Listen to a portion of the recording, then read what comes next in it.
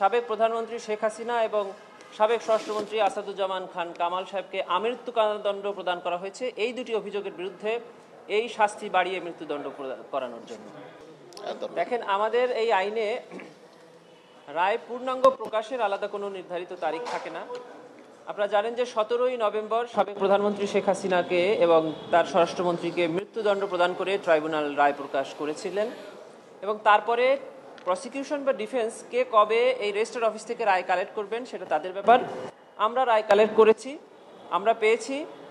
আমরা দেখতে পেয়েছি যে একটি অভিযোগে সাবেক প্রধানমন্ত্রী এবং সাবেক স্বরাষ্ট্রমন্ত্রীকে আমৃত্যু কারাদণ্ড প্রদান করা হয়েছে এবং আরেকটি অভিযোগে এই দুজনকেই মৃত্যুদণ্ড প্রদান করা হয়েছে। আমরা রায় পর্যবেক্ষণ করছি, সিনিয়র প্রসিকিউটর আছেন আমাদের সাথে, চিফ প্রসিকিউটর স্যারও দেখছেন।